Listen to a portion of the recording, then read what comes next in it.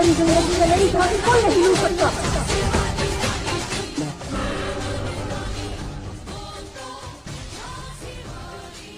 चमक उठी सन 57 में वह तलवार पुरानी थी, बुंदेले हर बोलो के मुंह हमने सुनी कहानी थी, खूब लड़ी मर्दानी वो तो झांसी वाली रानी थी।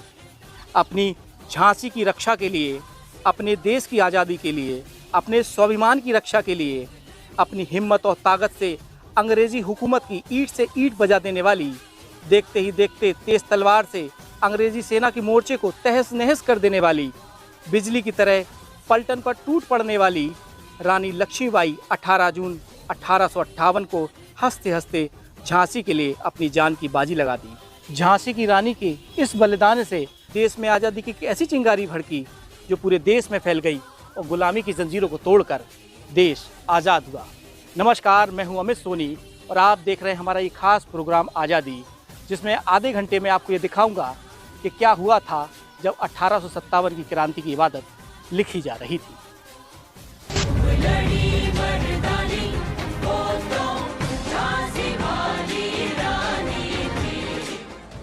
महारानी लक्ष्मीबाई का जन्म मोरे पंत और भगीरथी बाई के घर पर हुआ था।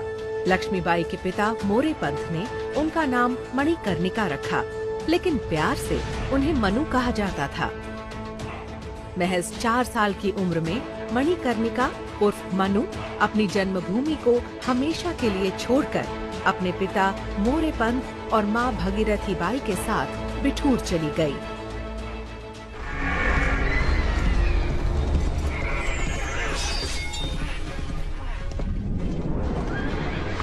कानपुर के पास बिठूर का गंगा तट था और बिठूर के गंगा तट पर था पेशवा बाजीराव का महल।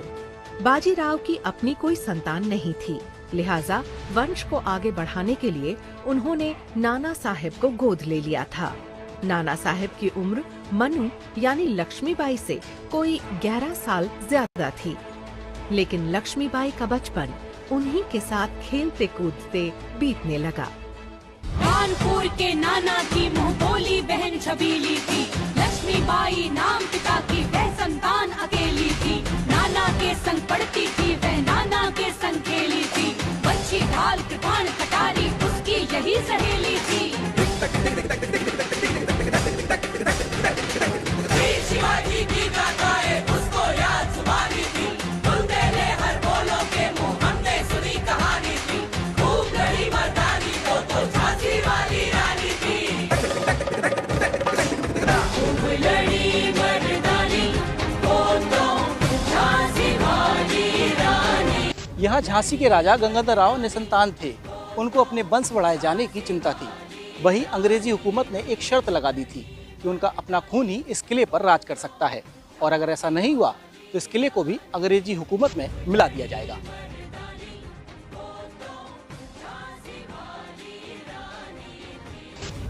झांसी के राजा गंगाधर राव के लिए योग्य लड़की की तलाश में झांसी के राजपुरोहित तात्या दीक्षित जब बिठूर पहुंचे तो उनकी मुलाकात मनु से हुई। 1842 में मनुबाई जब महज 14 साल की थीं, तब राजा गंगाधर राव से झांसी के गणेश मंदिर में उनकी शादी हो गई। हुई वीरता की वैभव के साथ सगाई झांसी में, ब्याह हुआ रानी बन आई लक्ष्मीबाई झांसी में। राजमहल में बजी बधाई खुशियाँ छाई झांसी में, सुभट बुंदेलों की बिरदावली सी वह आई थी झांसी में। अर्जुन को पाया शिव को मिली भवानी थी, बुंदेले हर बोलो के मुंह हमने सुनी कहानी थी, खूब लड़ी मर्दानी वो तो झांसी वाली रानी थी। खूब लड़ी मर्दानी वो तो झांसी वाली रानी थी। झांसी के राजमहल में 1851 में लक्ष्मीबाई मां बनी। महारानी लक्ष्मीबाई ने एक पुत्र को जन्म दिया। राजमहल में खुशियां लौट आईं।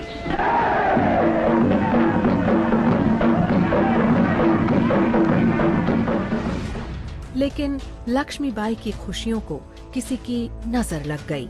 महज 4 महीने बाद ही लक्ष्मीबाई और गंगाधर राव के पुत्र की मृत्यु हो गई। अपनी विरासत को बचाने के लिए गंगाधर राव ने दामोदर राव नाम के एक बच्चे को गोद लिया, लेकिन अपने बच्चे की मौत के कारण वह उसके सदमे से उभर नहीं पाए और उन्होंने बिस्तर पकड़ लिया। बीमार होकर उनका देहांत हो गया।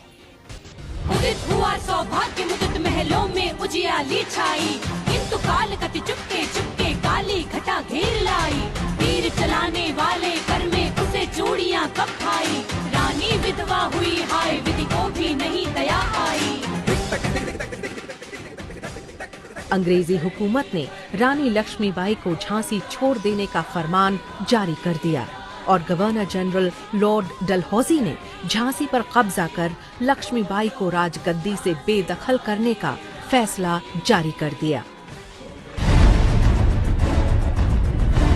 जब मैं यहाँ की रानी बनी थी तब यहाँ इसी जगह तलवार हाथ देने का सौगंध खाई थी कि अपने देश की आजादी की हिफाजत मैं अपनी जिंदगी की आखिरी सांस तक करूंगी।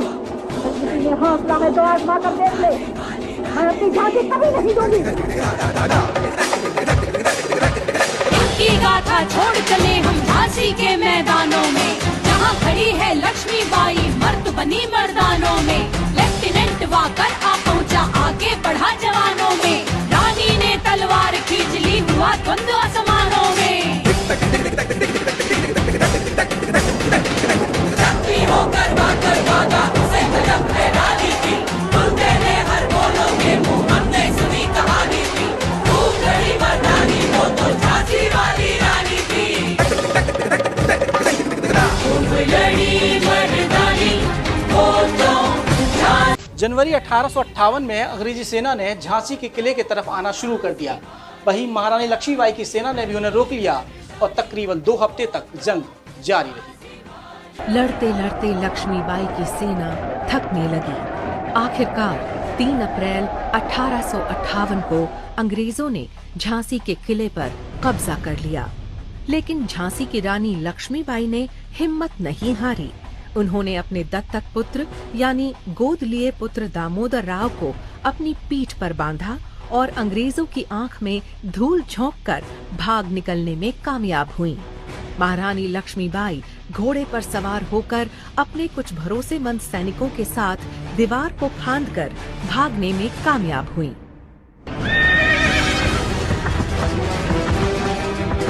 लक्ष्मीबाई को जब ये लगा कि अंग्रेजी सेना ने किले को चारों तरफ से घेर लिया है, अब उनकी सेना ज़्यादा लंबे समय तक अंग्रेजी सेना का सामना नहीं कर सकती है, तो उन्होंने इसी स्थल से अपने बेटे को पीठ पर बांधा और यहीं से उन्होंने छलांग लगाई और वो सीधी कालपी पहुंची।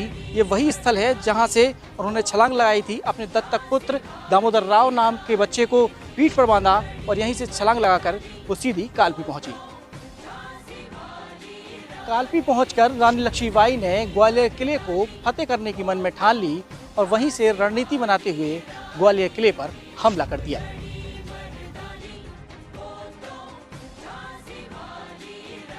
यहाँ ग्वालियर के राजा जयाजीराव सिंधिया किसी भी हमले के लिए तैयार नहीं थे, तो वहीं लक्ष्मीबाई की सेना ने 30 जून को ग्वालियर किले पर हमला कर दिया और 1 जुलाई को उस पर कब्जा कर लिया।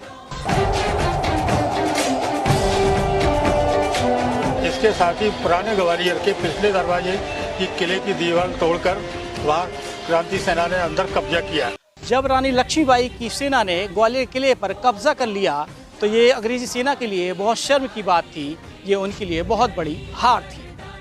रानी बड़ी कालपी आई कर 100 मील निरंतर पार, घोड़ा थककर गिरा भूमि पर गया स्वर्ग तत्काल सिधार। यमुना तट पर अंग्रेजों ने फिर खाई रानी से हार। 18 जून सन 1858 ग्वालियर के युद्ध का दूसरा दिन और महारानी लक्ष्मीबाई की जिंदगी का आखिरी दिन। आजादी की इस पहली लड़ाई में लक्ष्मीबाई ने अपनी जान की बाजी लगा लेने का फैसला कर लिया था और अंग्रेजों का सफाया कर तेजी से आगे बढ़ने लगी। रानी लक्ष्मीबाई लड़ते लड़ते एक नाले तक आ पहुंची, लेकिन वहां पहुंचने के बाद उनका नया घोड़ा अड़ गया।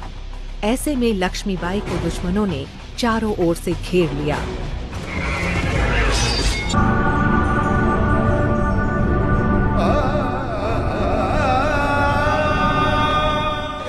रानी मार काट कर चलती बनी सैन्य के पार, किंतु सामने नाला आया था, वह संकट विषम अपार। घोड़ा अड़ा नया घोड़ा था, इतने में आ गए सवार। रानी एक शस्त्र वो तेरे, होने लगे बार पर पार। घायल होकर गिरी सिंहनी, उसे वीर गति पानी थी। बोलते थे हर बोलों के मुंह, हमने सुनी कहानी थी। खूब लड़ी मर्दानी वो तो झांसी वाली रानी थी। खूब लड़ी मर्दानी वो तो झांसी वाली रानी थी। लक्ष्मीबाई ने मरते मरते भी दुश्मन के सैनिकों को मार डाला। लक्ष्मीबाई नहीं चाहती थीं कि उनके मरने के बाद उनका शरीर अंग्रेज छू पाएं।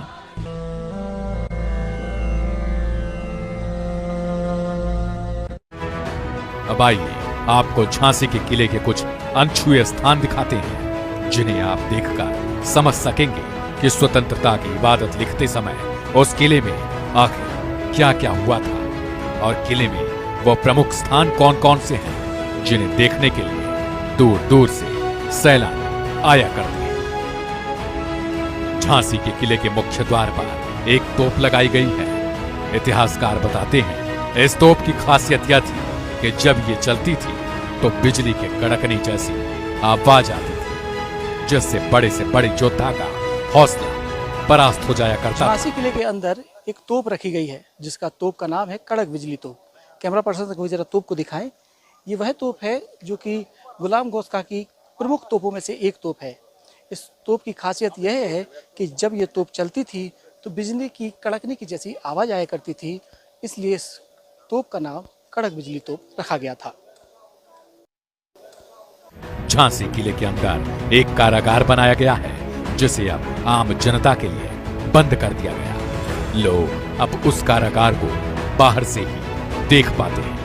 1890 में तैयार हुई झांसी की पहली जेल, जो कि झांसी के किले के अंदर बनाई गई है। राजा गंगाधर राव इस जेल के अंदर कैदियों को कैद करके रखते थे, तो ये झांसी की वो पहली जेल है जो कि झांसी के किले के अंदर बनी हुई है।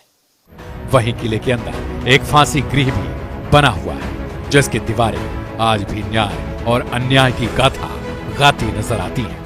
झांसी के राजा गंगाधर राव जब किसी अपराधी को सजाए मौत देते थे तो उसको फांसी पर लटका दिया जाया करता था। ये वही स्थान है और ये वही फांसी गृह है जहाँ पर कैदियों को, अपराधियों को सजाए मौत देने के बाद उनको यहीं पर लटका दिया करते थे। और यही वो स्थान है, यही वो फांसी गृह है जहाँ पर सजाए मौत देने के बाद उनको फांसी के फंदे पे लटका दिया जाया करता था और न्याय अन्याय में न्याय की जीत होती थी। किले के अंदर एक भगवान शिव का प्राचीन मंदिर है, जहाँ लक्ष्मीबाई प्रतिदिन पूजा करने आती थी। इतिहासकार बताते हैं कि इस मंदिर का निर्माण लगभग 406 साल पहले हुआ था। झांसी किले के अंदर एक और मंदिर बना हुआ है जिसमें शिवलिंग स्थापित है। बताते हैं कि 410 साल पुरानी ये शिवलिंग है। बताया जाता है कि रानी लक्ष्मीबाई शिव जी की पूजा करने के लिए इस मंदिर में आया करती थी। उसके बाद वह अपनी दिनचर्या प्रारंभ करती थी। तो ये जो शिवलिंग आपको दिखाई पड़ रही है, ये 410 साल पुरानी शिवलिंग है जो कि झांसी किले के अंदर स्थापित है। किले के अंदर अब हम उस स्थान का जिक्र करेंगे जो कि किसी भी किले के लिए एक बहुत ही महत्वपूर्ण स्थान होता है। हम बात कर रहे हैं उस गुफा की, जो कि झांसी की धरती को चीरती हुई लगभग 1.5 किलोमीटर ग्वालियर की ओर निकलती थी, जिसे किले की सुरक्षा की दृष्टि को देखते हुए अब बंद कर दिया गया है। झांसी किले का ये वो स्थान है जो कि किसी भी किले के लिए बेहद महत्वपूर्ण होता है। आप मेरे पीछे देख रहे होंगे, ये गुफा थी जो कि 1.5 किलोमीटर ग्वालियर रोड की तरफ निकलती थी।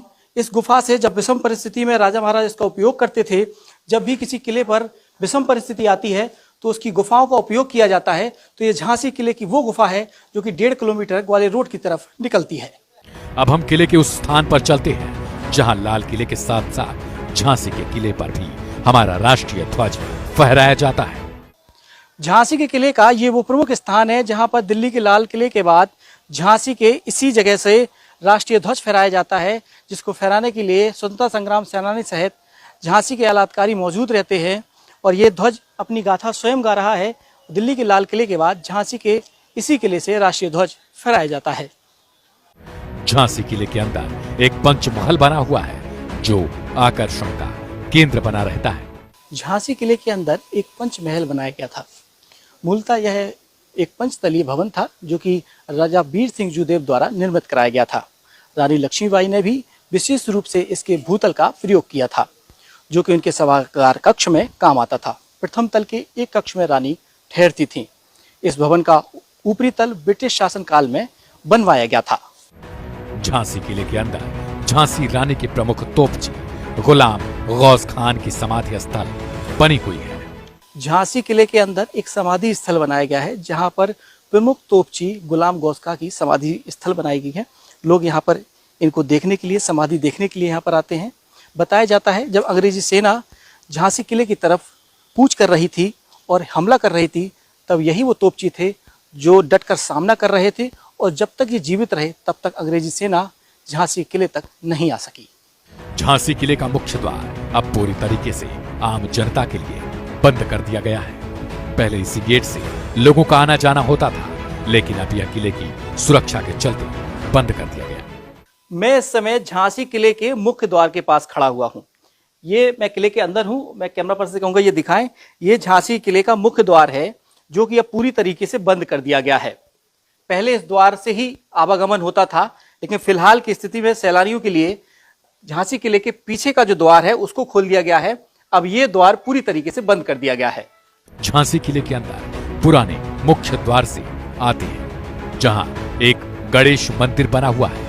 इतिहासकार बताते हैं कि लक्ष्मीबाई इस मंदिर में प्रतिदिन रोजाना पूजा अर्चना करने आया करती थी। झांसी किले के अंदर जो पहले मुख्य द्वार था उस द्वार से जैसे प्रवेश करते थे तो एक ये गणेश जी का मंदिर बनाया गया है। ये मुख्यतः 2 मंजिला मंदिर है। मराठा शैली से ये पूरा निर्मित किया गया है।